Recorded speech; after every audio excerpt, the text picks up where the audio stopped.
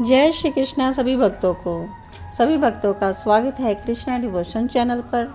आप सभी सुन पा रहे हैं भगवान श्री कृष्ण की अद्भुत लीलामय कथा श्री कृष्ण चरित अमृतम, और इसमें हम कृष्ण सुदामा की कथा श्रवण कर रहे हैं। और पिछले भाग तक हमने अद्भुत सख्या रस की कथा का श्रवण किया। श्री कृष्ण और सुदामा जी की मित्रता, जिन्हें देखकर सभी रानियां, सभी द्वारिकावासी चकित हैं, आश्चर्यचकित हैं। ऐसी मित्रता कहीं और नहीं मिल सकती। सुदामा जी के बारे में सभी कहते हैं कि वह निर्धन गरीब थे, लेकिन भगवान जिसके मित्र हों वह सुदामा कैसे गरीब हो सकता है। तो चलिए आज की कथा में आगे बढ़ते हैं।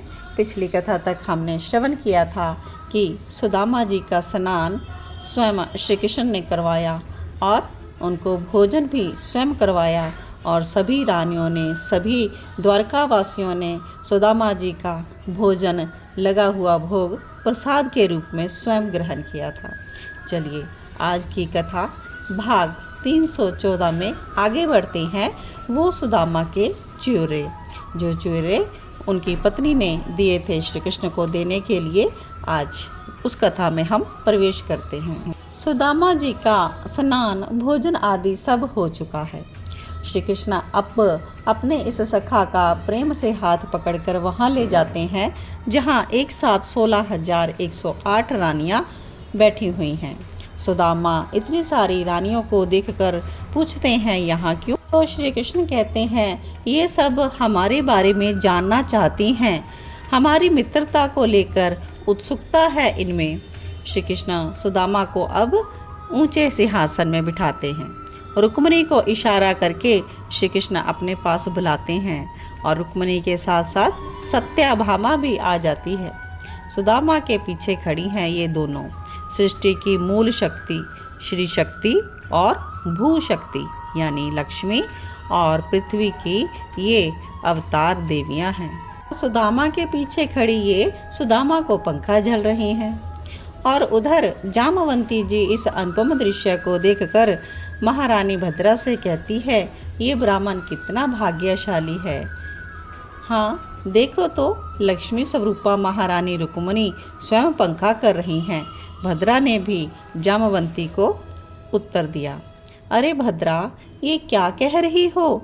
उस अद्भुत दृश्य को तुम भूल गई जब भगवान नारायण स्वरूप श्री कृष्ण स्वयं जिनके नीचे बैठकर चरण पखार रहे थे, वहाँ लक्ष्मी अगर पंखा जले तो क्या बड़ी बात है? जामवंती ने इसलिए कहा तो ये ब्राह्मण तो धन्य है ही। महारानी रुक्मिणी पीछे पंखा कर रही हैं और सोच रही हैं ये अवधूत भिक्षु और मैं महालक्ष्मी, क्या तप, क्या व्रत, क्या दान इसने क्या किया होगा कि मैं महालक्ष्मी स्वयं इनकी सेवा में उपस्थित हूँ। सत्याभामा पृथ्वी की अवतार हैं, वो भी समझ गई कि महालक्ष्मी के मन में अभी क्या चल रहा है। बोल उठी, जी तप नहीं, इसने तो कोई महातप किया है। अब इस अद्भुत अलौकिक दृश्य को जो भी देख रहा है वो गदगद हो उठा। जिस सिंहासन में सुदामा को आज श्री कृष्ण ने बिठाया उसमें द्वारकाधीश के सिवा आज तक कोई भी नहीं बैठा था। वो दुबला पतला ब्राह्मण संकोच से दबा जा रहा है। धन वैभव इसने आज तक देखा ही नहीं, फिर ये तो द्वारिका का वैभव था। श्री कृष्ण सुदामा का नाम लेते हैं, सुदामा, लेकिन सुदामा तो कहीं खोए हुए थे। वे तो सोच भी रहे थे कि इतना वैभव होने के बाद भी मेरा मित्र कितना सरल है, सहज है, धन्य है ये। पर जैसे ही श्री कृष्ण ने सुदामा को पुकारा तो सुदामा भी पूछते हैं हाँ क्या बात है? तो श्री कृष्ण सुदामा से प्रश्न करते हुए हंसते हुए कह रहे हैं क्या हमारी भी कोई भाभी है? तो सुदामा कुछ ज़्यादा ही संकोची है। तू भी ना, इतने लोगों के बीच में ऐसा प्रश्न कौन करता है भला? ले, मैंने कुछ गलत पूछा हो तो बताओ। मैंने तो यही पूछा कि तुम्हारा विवाह हुआ या नहीं। इसमें गलत क्या है सुदामा? विवाह हुआ हो तो कह दो हुआ है, नहीं हुआ तो कह दो नहीं। अब तो सुदामा जी बड़े शर्मा कर सिर को झुका लिया, मुखमंडल लाल हो गया और सुदामा जी ने कह दिया, तेरी भाभी आ गई हुई है। तो जय हो श्री कृष्ण ने कहकर करतल ध्वनि की और समस्त रानियों ने भी उनका अनुसरण किया। कुछ देर हंसी छाई रही सभा में और कुछ देर तक श्री कृष्ण भी हंसते रहे। तो सुदामा को लगता है कि ये तो कुछ भी कह देगा, इसलिए श्री कृष्ण को चुप कराना चाहते हैं और कहते हैं, अब इतना क्यों हंस रहा है। तो वो कहते हैं, वो गुरुकुल में फिर वह बात याद करके हंसने लगे। आगे तो बोल। सुदामा रानियों को देखते हैं, हे भगवान, ये सब क्या सोच रही होंगी। सुदामा फिर से चुप कराना चाहते हैं श्री कृष्ण को, पर श्री कृष्ण क्या कहते हैं कि सुदामा, जब हम तुमसे गुरुकुल में पूछते थे कि सुदामा विवाह करोगे, तब तुम हम लोगों को पीटने के लिए भागते थे, पर वाह, तुमने तो विवाह कर लिया। सुदामा तो शर्मा रहे हैं, सिर झुका कर बैठ गए। कैसे मित्र हो, विवाह कर लिया, भाभी ले आए और इस मित्र को याद भी नहीं किया।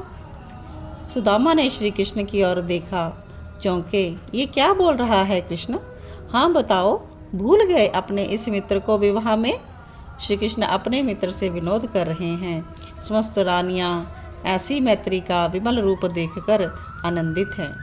रानियां अपनी पति की हर बात के साथ हंस देती हैं, कभी कभी करतल ध्वनि भी करती जा रही हैं। सुदामा को लग रहा है, यार भाभीयों के सामने ये सब क्यों पूछ रहा है, एकांत में पूछना, मैं वहाँ सब कुछ बताऊंगा। पर श्री कृष्ण को अपने सखा से आनंद लेना है।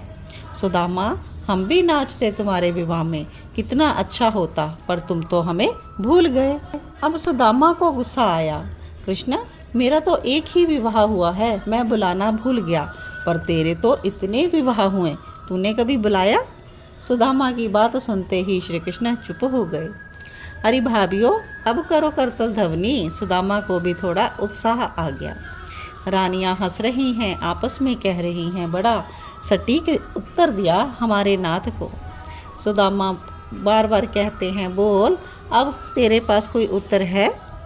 देखो मित्र, तुम्हारा विवाह हुआ होगा तो पहले सगाई हुई होगी, फिर विवाह हुआ होगा, मतलब विधि तो हुई होगी ना।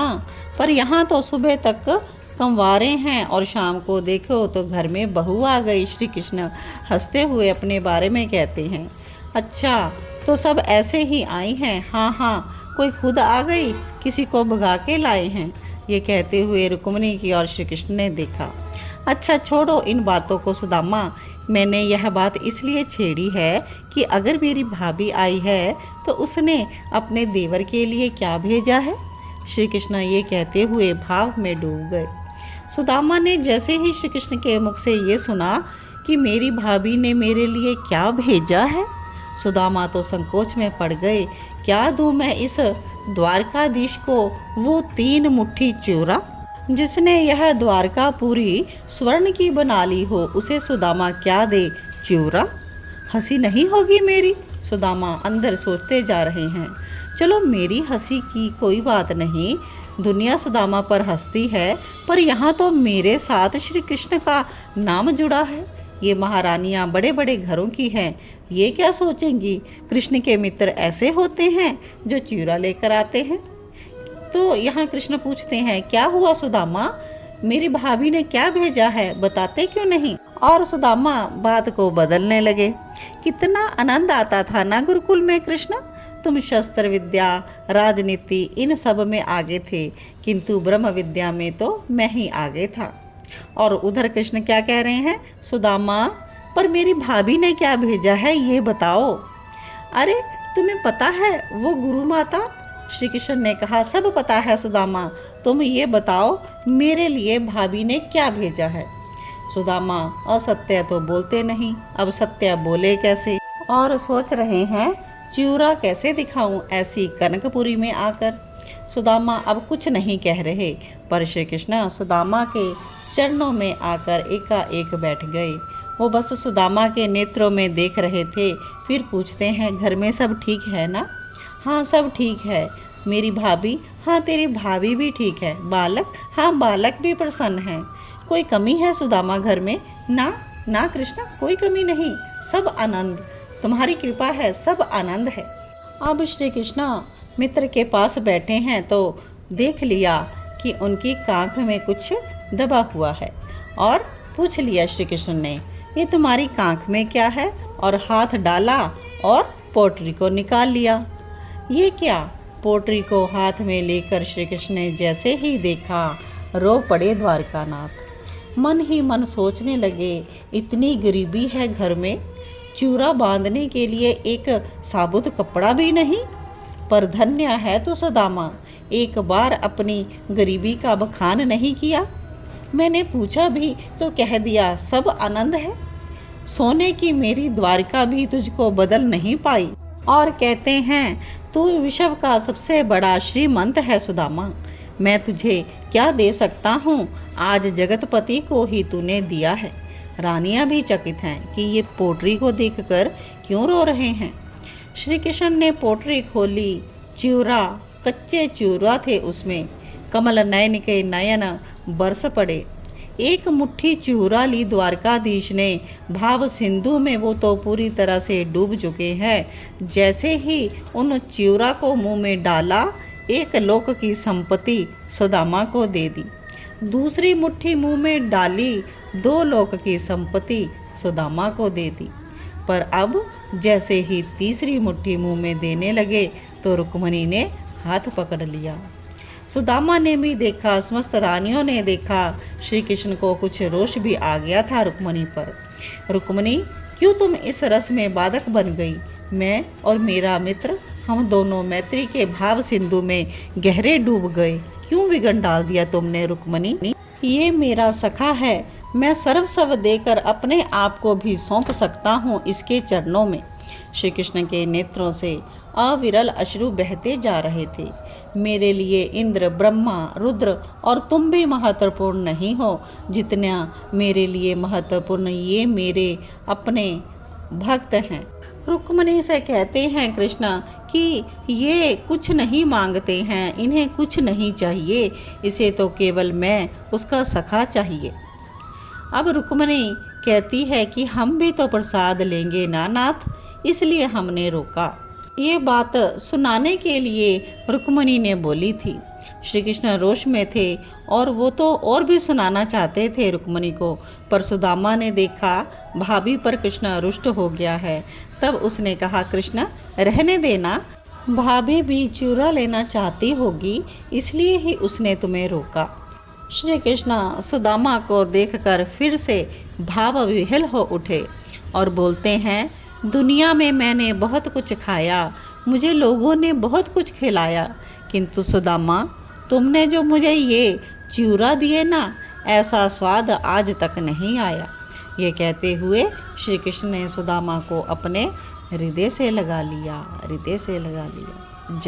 जय हो मेरे नाथ की जय हो, द्वारकाधीश की जय हो, मेरे कृष्णा कन्हैया की जय हो। तो आज के भाग में आपने श्रवण किया चावल की पोटली की कथा, और आज की कथा यहीं विश्राम लेती है।